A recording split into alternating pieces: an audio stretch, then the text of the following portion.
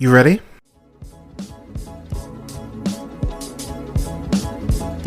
You're listening to the Real Pineapple Podcast Network.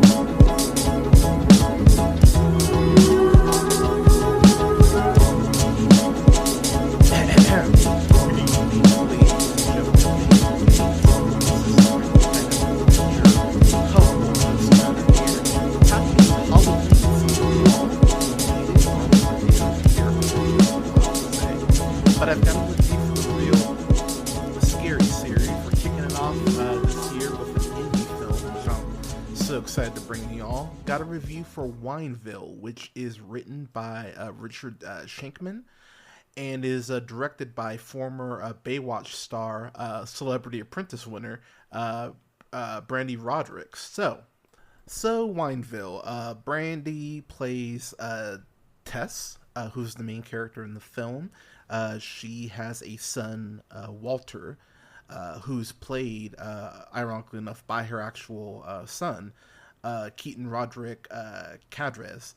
And we've talked about this on the show before, about how when you get kid actors, it always feels like it's a crapshoot.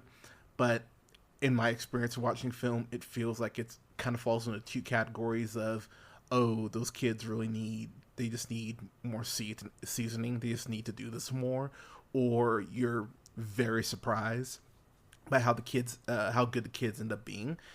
And Keaton falls into the latter. I thought, obviously them being actual mom and son, I'm sure helped a ton. But the fact is that you still do need to do it on camera, and he does a great job here. There are multiple points where he is put in, I'll just say, uncomfortable situations, especially when he's talking to adults, that I went, okay, dude. I was like, all right, kid, you're doing a great job here. Especially in the third act. No spoilers, obviously. But the biggest surprise I think a lot of people are going to have is the fact that this is Brandy's first time directing. Because when you think about horror, it's hard to even get horror right when you have, bigger budgets. Looking at you, The Deliverance. So, the budget on The Deliverance, I think, was like $30 million. I don't know what the budget is on this. I know it's definitely not $30 million, but even though this film has a lot, doesn't have those resources, this is awesome. Like, I was so surprised by this in the best way. I don't want to spoil too much, so I'll just kind of almost kind of go quick off a list here. But first thing, the gore. The first kill in this movie is so uncomfortable. It's so brutal, and I was genuinely cringing and squirming in my seat. This was actually kind of a perfect storm in terms of a viewing experience, because I was planning on winding down for the night. I was just going to chill, take it easy. And instead, I took a 20 milligram peanut butter cookie edible and then started watching this. Horrendous planning on my part. So by the time the edible kicked in, I was about a half hour in. And without spoiling too much, there's quite a bit that happens in the first half hour. So I was faced with a hell of a dilemma. Do I want to go ahead and continue watching this movie that will probably get much darker than even I'm expecting? Or do I just turn it off and watch it once I'm not high? And I just went, fuck it, I'm in the trenches, let's go. And honestly, I'm so happy I kept watching this movie, even as stoned as I was, because this is one of those movies that when I got to the end, I went, hell yeah, that's a crowd-pleasing experience. It's very similar feelings I had to when I watched The Black Phone. Without spoiling The Black Phone, where that movie ends up, it's such a yes sort of horror film that it's something that you're going to want to watch again and again. And this is something I could easily see myself revisiting every Halloween. The thing I will tell you about this movie is that it's quite dark in its subject matter. Without getting too much into spoiler territory, we find out things about Tess. We find out that Tess left her home, of course, Wineville, as it's known here. She went ahead and left that as a kid, as a teenager, And the film does a really good job of not telling you why until it needs to. Um, and the film does a really good job as far as giving you some hints, giving you some breadcrumbs through some really well done and well placed flashbacks. But once you figure out what's going on and why Tess left, it is definitely one of those things you go, oh fuck, like it's really unpleasant. So I would definitely tell you that if you're a little squeamish about your horror, that might catch you off guard a little bit, because again, it does go some places that I, in a good way, was not expecting, but definitely caught me off guard. Her aunt, her aunt Margaret, who's played by Carolyn Hennessy. Special shout out to her, because she is just, you know, those people who are passive aggressive, like what's an example? Almost like if someone's like, "Oh yeah, you know, like yeah, it's nice that we were able to talk today. You know, I did try to call you yesterday, but you know, it's nice that we're talking today." Like just those little digs where you're like, "Okay, all right, microaggression, nice to meet you." Uh, from the first moment that Walter and Tess go ahead and interact again with Aunt Margaret, she's just a bitch. She's just a straight up bitch right out the box. And again, it's very not super subtle, but subtle enough that most people will just brush past it. But the more this shit goes on, you're just like, why do you suck so bad? And then when you find out what's going on for Aunt Margaret, it's one of those, oh wow, like I thought you sucked before, uh, like you suck even more after learning about like who you really are. There's a lot going on in this movie, and I think the thing that kept impressing me is that it's an hour 40, so it's I want to say actually with credits it's like an hour 40. I feel like it's right around the 95 minute mark, but you know, we're talking literal minutes difference. But this does a really good job of ramping up. It gives you very fun opening. We have this woman who goes ahead and ends up at Wineville, and she goes ahead and interacts with Joe Lott, who is played by Casey King, who is this jack of all trades. He's the caretaker basically of the property. He goes ahead and fixes everything and helps out with all the chores around the barn and everything, around the farm and everything.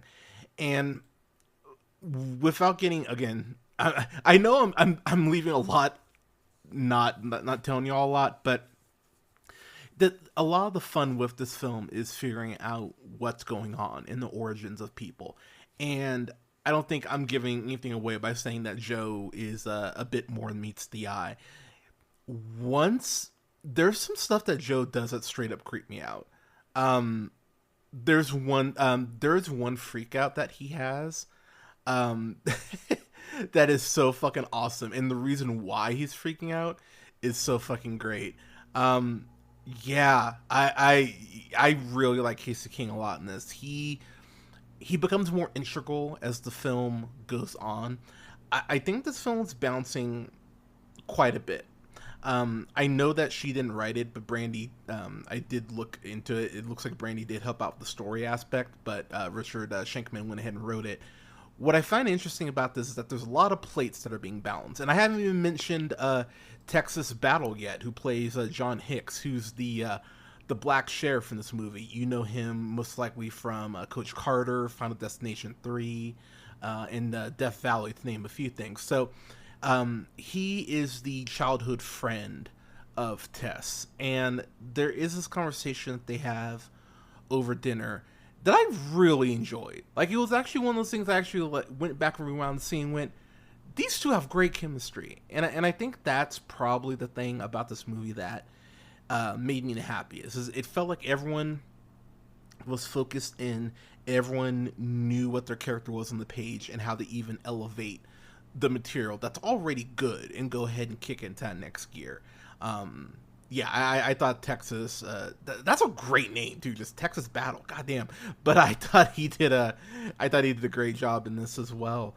I really liked the kid. I know I already mentioned Keaton in this, but I appreciate that the kid's not dumb. Because a lot of these movies would treat the kid like they're dumb and like they're not observant.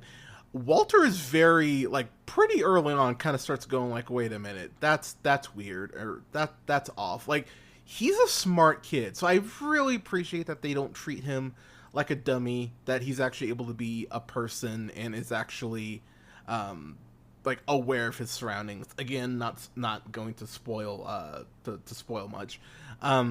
The flashbacks, as I mentioned, are incredibly well done. They're very integral to the plot. And the ones that we do get are really dark. There's the flashback involving a spot on ceiling that Tess notices.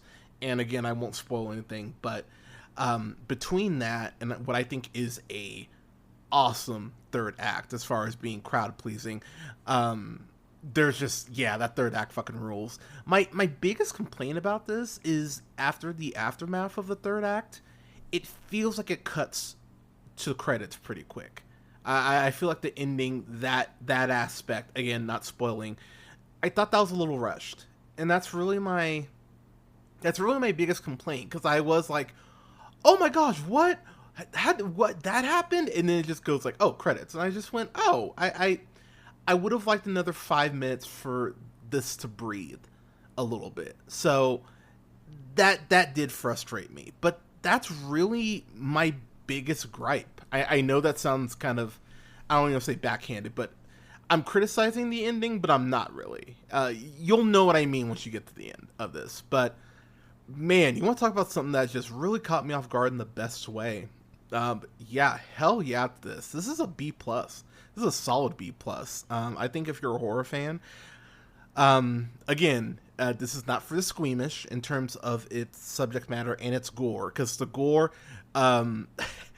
there's something straight up gory that I was uncomfortable with. I was squirming in my seat. You'll know it when it happens, but it's one of those things I was like, oh Jesus. So just know there is some stuff that's gonna probably make you squirm, but man, this is such a fun flick, and I really think if you're a horror fan, you will, pardon me, you will really enjoy this. So yeah, hell yeah, B+ for Wineville. Brande Roderick, great debut here. So, Wineville, have you seen it? What did y'all think about it? Let me know in the comments. You can go ahead and follow yours truly on the Twitter. At Twitter, Instagram, and TikTok at jhunter real pineapple. That's jhunter, and then REEL, and then pineapple. You can go ahead and follow the show on TikTok or on YouTube. Good grief! At the real pineapple. That's REEL pineapple. Go ahead and subscribe to the show wherever you listen to podcasts. SoundCloud, Apple Podcasts, Podbean, Stitcher, iHeartRadio, Spotify, Amazon Music, TuneUp, and Samsung Podcasts at The Real Pineapple. And you can follow me on Twitch at twitch.tv/TheRealPineapple, as well as on Letterboxd at Black Shazam, and Blue Sky at realpineapple.bsky.social. By the time you listen to this review, my interview with Brande Roderick, the director of the film, also Tess, starring in the film, will be live. So go ahead and check that out wherever you listen to podcasts, as I just mentioned, or check out the video review on YouTube. Since this is the kickoff of the Real Scary series for 2025, I will go ahead and let y'all know. It'll be up on the channel by the time you hear this, but I will be streaming Resident Evil 4 throughout the month of October. I'm excited. I'm really excited to stream that. I might stream another horror game, but we're going to start with Resident Evil 4. We're going to see how that goes. And then my reviews will be up throughout the month for several Halloween films, including Monsters, Inc., Season 1 of The Last of Us, Scooby-Doo and the Witch's Ghost, Ready or Not, Lisa Frankenstein, Dream Scenario, Maxine, A Quiet Place Day 1, and Abigail, just to name a few. So got a lot of stuff coming down the pipeline for y'all for this real scary month of October. But everyone, thank you so much for listening. Stay safe, take care of each other, give someone a hug, give someone a compliment. We could all use some more positivity. And never forget, as always, to keep it real.